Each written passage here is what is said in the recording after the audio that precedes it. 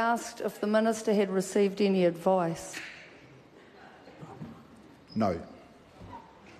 Right. Question number 12, Willow-Jean Prime. My question is to the Minister of Trade and Export Growth. How has the government protected the rights of New Zealanders in international trade negotiations? Sorry, which member made that noise? Which member made that noise?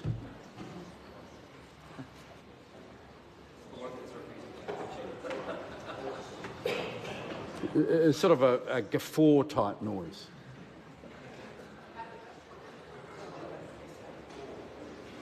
Well, a member on my left made it.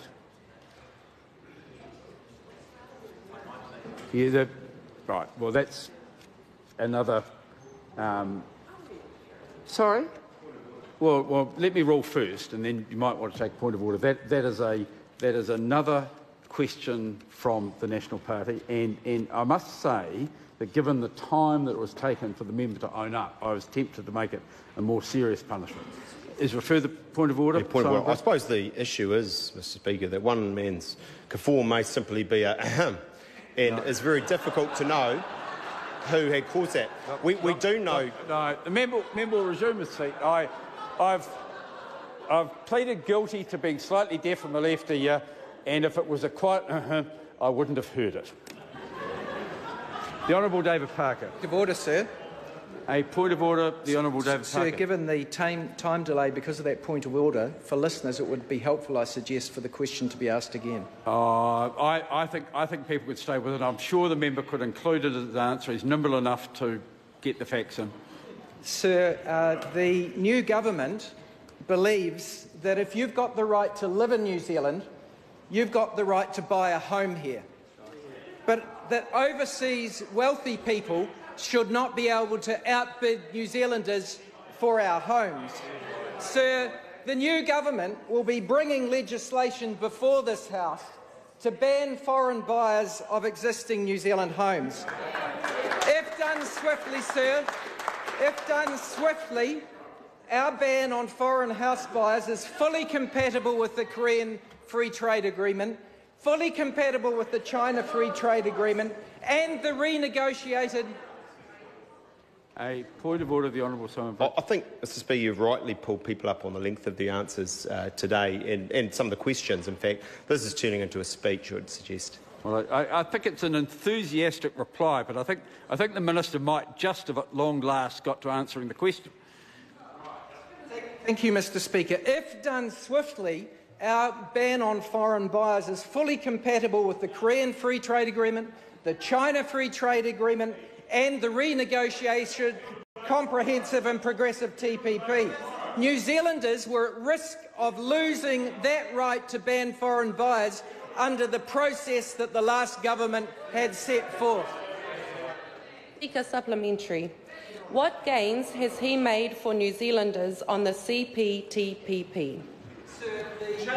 The new government has worked hard to improve the agreement whilst protecting access to several important markets, including the third largest economy in the world, Japan. Although we didn't get everything we want, we've not just protected the land issue, we've also made gains on investor-state dispute clauses, the protection of Pharmac from increased costs of medicines, and it shows what a good government can do in just 3 weeks if they work hard. Speaker supplementary. Willow-Jean Prime. Supplementary question. Has he seen any reports that it is not possible to ban the sale of existing homes to foreigners because of existing free trade agreements? Mr Speaker. Yes, I have.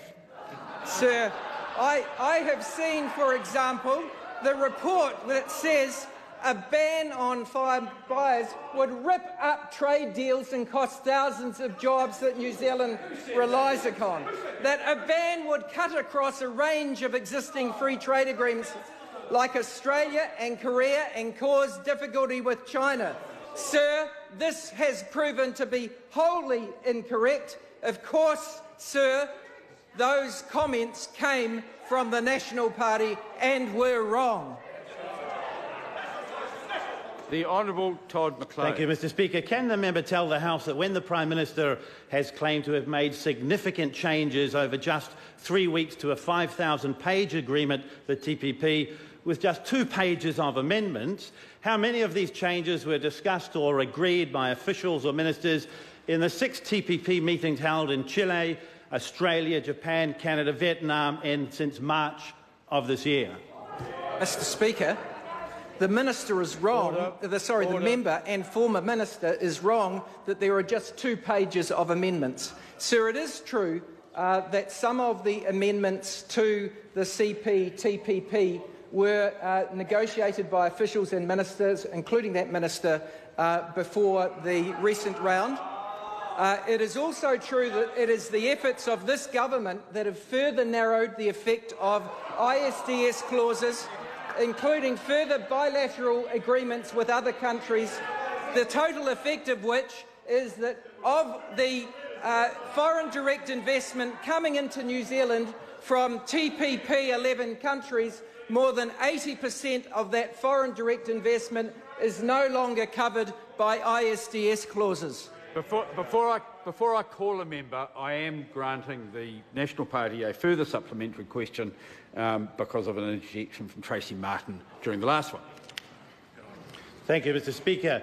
Did the Minister inform the Prime Minister that when she claimed that the rebranded TPP agreement was better because 80% of foreign direct investment into New Zealand was now not covered by ISDS because of a side letter agreed last week with Australia, that in fact we already have a side letter with Australia signed in 2016 which exempts all Australian investment from ISDS under TPP?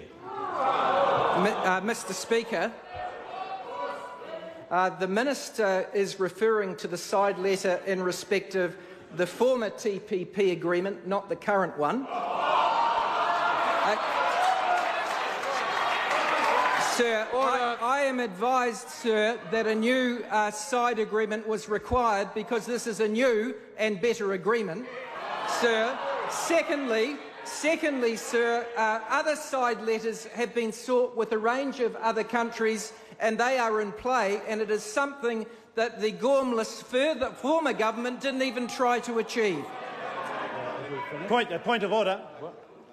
Point of order. A point of order, Todd McClay. Point of order, Mr Speaker. I seek leave to table copies of the side letters exchanged between New Zealand and Australia, signed in Auckland on the 4th of February 2016, exempting ISDS under TPP between our 2 countries, in case the Minister needs to copy them for the rebranding agreement. Is there any objection?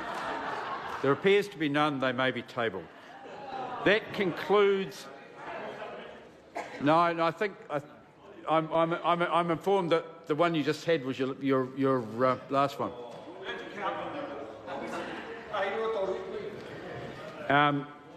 That concludes oral questions. We come now to order of the day for the address in reply debate.